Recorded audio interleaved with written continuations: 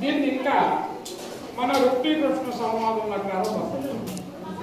ప్రజ్ఞానమే బ్రహ్మమన్ ఋగ్వేదవాక్యం గురీతి తెలిసి పరికింపగానహం బ్రహ్మస్మియను యజుర్వేదవాక్యం వివరమిరిగి కనరగానాగను సామవేదవాక్యం భావించి అనువు మీరగా అయమాత్మ బ్రహ్మమనుదర్పణ వేదవాక్యం వీక్షించి వరుసతోడ నితర సంకల్పములు లేక నిశ్చలతను భూతములకెల్లనాదారభూతుడైన బ్రహ్మమే ఆత్మ ఆత్మమే బ్రహ్మమనుజో ఆత్మవేత్తలు కాంతురహర్నిశంభో.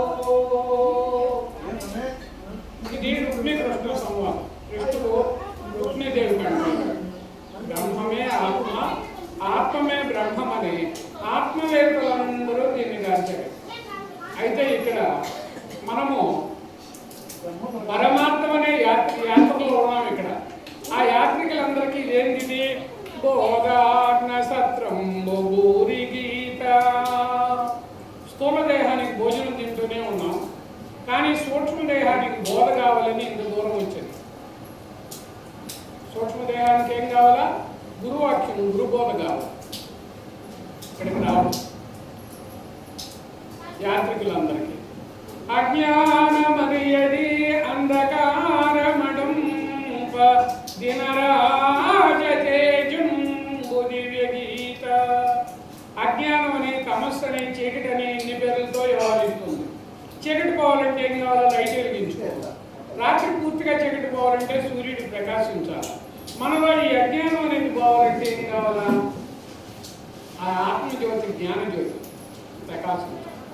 అది అందరిలో ఉంది.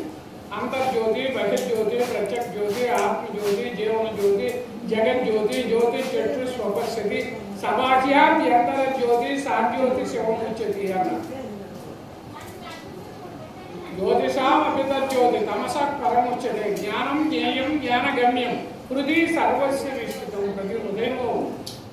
కానీ దీన్నే గురు శిష్య సంవాదంలో కిం జ్యోతిస్తవ భానుమాన హనిమే రాత్రౌ ప్రదీపానికం స్యాదేవం రవిదీపదర్శనమిదో కిం జ్యోతిరాఖ్యాహిమే చక్షుస్తస్య నిమీలనాది సమయే కిం దీర్ఘయో దర్శనే కిం తత్రాహమతో భవాన్ పరమకం జ్యోతిస్తదస్మి ప్రభో. శంకరాచార్యుడు శిష్యుడు సంభాషణ. కిం నీకు ప్రకాశం ఏంటి? జ్యోతి. అయితే ఆ జ్యోతిని చూడాలంటే దేంతో చూస్తున్నావు?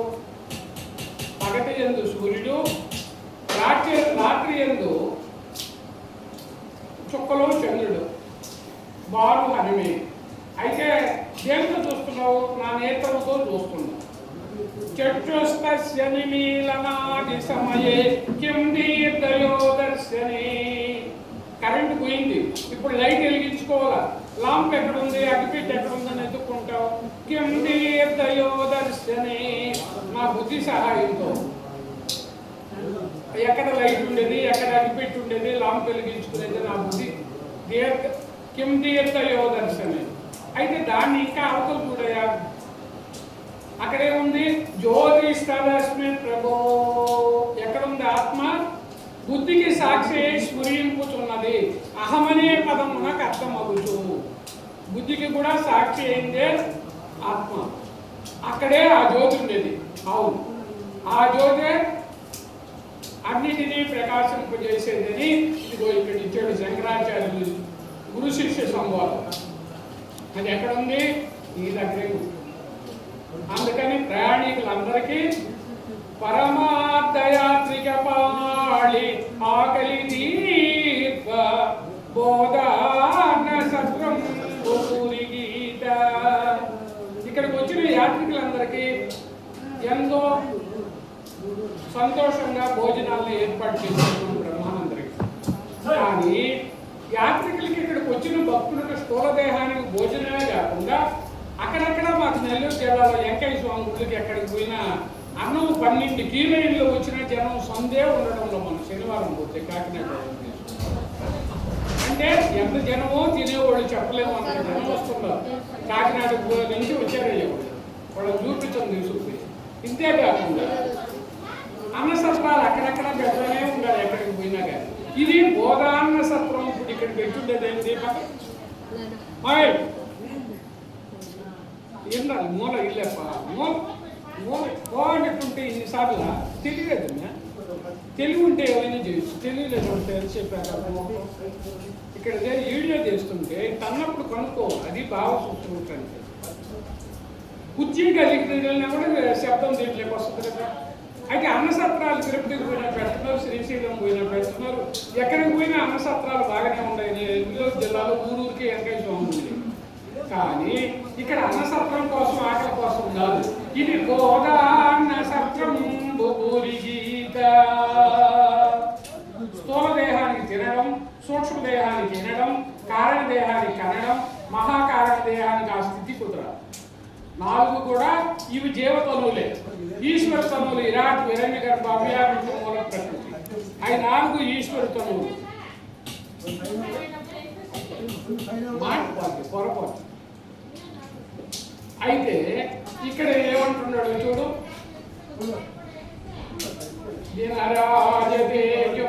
దివ్య గీత బహుళ దుష్కృత బంధ భవవాది దాటింప పటుతర మగులౌక భవ్య గీత. ఏ నరుడైతే ఈ సంసారం అనే సముద్రాన్ని దాటబోతున్నాడో అతడి గీత అనే నావను ఆశ్రయించిన కదా సుఖముగా దాటగలడు. సముద్రానికి 2 అలలు ఉంటాయండి. మాకు దగ్గర నెల్లూరుకి సముద్రం, దానికి 2 అలలే ఉన్నాయి, ఒకటి పెద్దలా ఒకటి చిన్నలా. కానీ ఈ సంసారానికి ఎన్ని ఉన్నాయి? 6 అలలు ఉన్నాయి బాబు. ఇప్పుడే మన అమ్మాయి 6 దోమలు చెప్పింది కదా. ఈ సంసారానికి 6 అలలు ఉన్నాయి. అది ఏందమ్మా? ఆ 2 అలలు అయితే సముద్రం కాడిపోతే అవపడుతుంది. ఈ సముద్రానికి ఎన్ని ఉన్నాయి? ఈ సంసారానికి 6 అలలు. అవి ఏమంటారు? షడుర్ములు అంటారు. ఉర్మి అంటే అలా, షట్ అంటే 6. ఏంటి 6? ఆకలి, దప్పిక, ప్రాణధర్మం, శోక మోహములు, మనోధర్మం, చావు పుట్టుకలు, దేహధర్మములు. ఈ 6 కలిసి షడుర్ములు అంటారు. ఉర్మి అంటే అలా. ఇవన్నీ మాకు అఖిల సింధులో మాకు ఇచ్చిన పాఠాలే. మా బుక్ మా గురువు గారు అనుభవం సోమరాజు. అయితే ఇలాంటి ఆ సముద్రం కంటే ఈ సముద్రం చాలా పెద్దది అంటారు. బోతేమి సముద్రం అంటారు. అయితే ఆ సముద్రం కాడికి చూస్తూ ఉంటే నీలతో ఎగమధ్యస్థ యుగ్యుల్ ఏకేవ భాస్వర నేవార శోకవస్వంతి పేదా భాస్వ కణోపమా. ఇది మంత్రపుష్పంలో వస్తుంది మనకి ఈ శ్లోకం, ఆ శ్లోకాలు. అయితే నీ నేత్ర మధ్యంలో అణుస్వరూపమైనటువంటి దోష ఒరిముళ్ళు కొన కోసం ఉంది. ఇక్కడ పెన్నుతో అటు చుక్క పెట్టినంత కంటే ఇంకా చిన్నది. ఆ సముద్రం కాడికి చూస్తా ఉంటే ఆ సముద్రం అంతా ఇది గుట్టక్కన మింగేసి గుట్టుగా ఉంటుంది. ఇప్పుడు సముద్రం పెద్దదంటావా, నీ నేత్ర మధ్యంలో ఉండే ఆ చూపు పెద్దదంటావా? చెప్పండి. ఆ మాట ఉంటే సముద్రం పేరు సముద్రాన్ని గుట్టక్కని మింగేసింది. సముద్రమే చాలా మిట్టాలను కూడా చూశారు. చూడండి అది ఎక్కడుంది? నీ నేలతో ఇక మధ్య గురువు ఒక పాటలు ఇస్తాడు. మా గురువు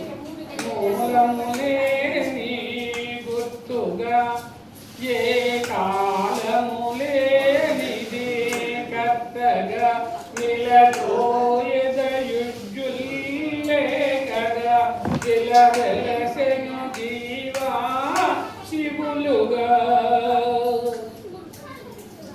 ఆ శ్లోకాన్ని ఇక్కడ పెట్టాడు.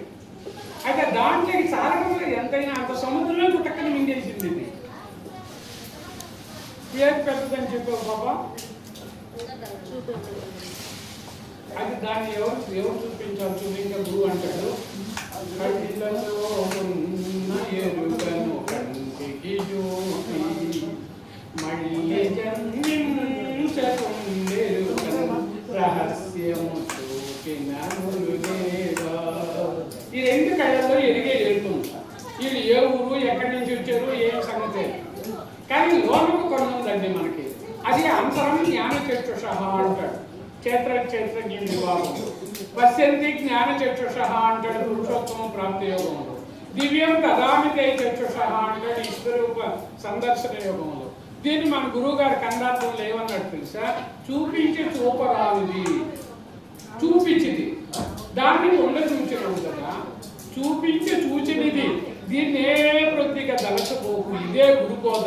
నిన్నంటది ఇతరమే బాధ, నా పాప, నా కొన, నా పెరిదానమా, నా రత్నముల కొండ, ఇదే గురుబోధ. నిన్నంటది ఇతరమే బాధ అన్నాడు మన కృష్ణ ప్రభు కల్లాసం.